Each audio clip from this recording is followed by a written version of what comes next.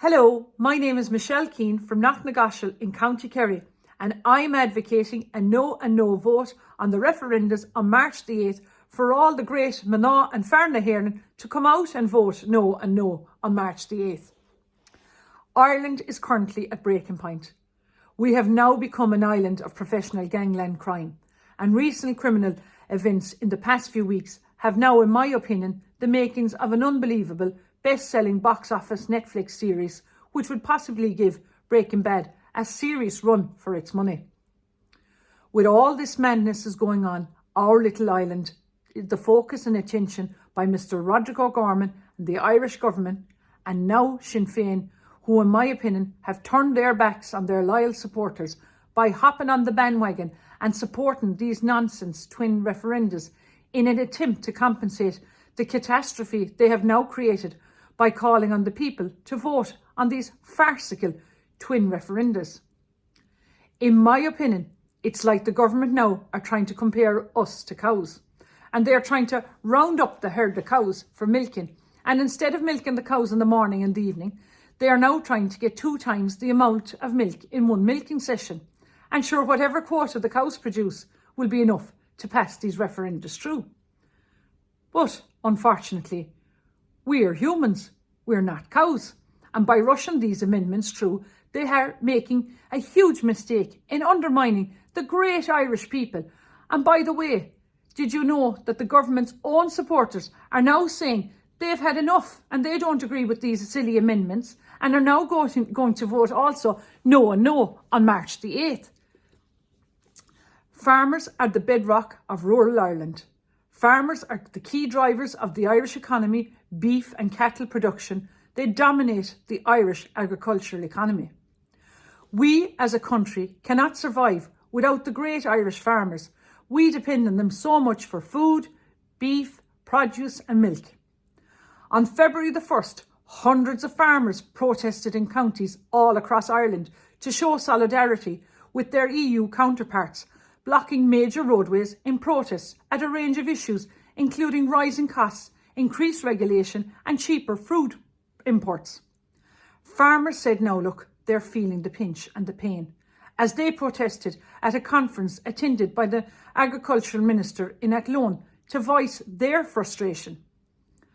Irish farmers are particularly stressed about overcomplicated farm schemes and late payments being made under these, along with nature restoration and the nitrates issue. Now, wouldn't it be far better for Leo Varadkar to help out all these farmers with their overcomplicated farm schemes and late payments and give them a few more extra cent a litre for producing milk, instead of investing all these millions on this waste of time of these twin referendums, and give our farmers a little bit more respect? I was just thinking the other day, I have seen photos and videos of Leo outside the George and the ploughing match, but I've yet to see a real photo of Leo showing any great interest and respect for the great farming community in rural Ireland. The farmers may not realise this yet, but the significance of the enforcement of these durable relationships, if they are implemented and these amendments are passed, with the legal implications in the areas of family, taxation, succession tax and social welfare and inheritance tax, to name but a few. If these amendments are passed, it will open up the floodgates of our judicial system to be wide open to impractical improvements in the diverse families that are found by the courts to come within the definition of a durable relationship. Look, sure, we all know the government have made a huge mistake again, like they did in the wording of the marriage referendum.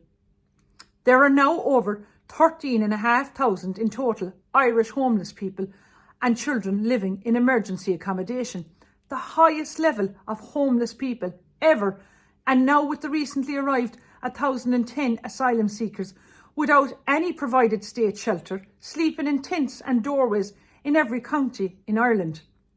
Our 13,500 Irish homeless people are now seem to be put at the back end of the queue.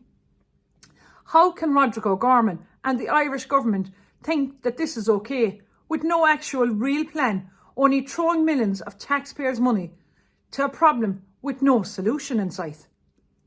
One of the greatest fictions of Irish life is that our Constitution said that a woman's place was in the home. I am heartened now when I hear on my own campaign trail that people who voted for the government and now the loyal Sinn Féin supporters, who are now disgusted with their party leader, Mary Lou, for supporting these pointless referendas, will now be coming out and voting no and no on March the 8th. 105 years ago, Irish women got the right to vote. People died for your vote. Please come out now and vote no and no on March the 8th, and don't let the Irish government away with erasing us Great Mná na hÉireann out of our Constitution. Remember, your voice is your vote. And come out and vote no and no on March the 8th. Go raibh míle maith agat.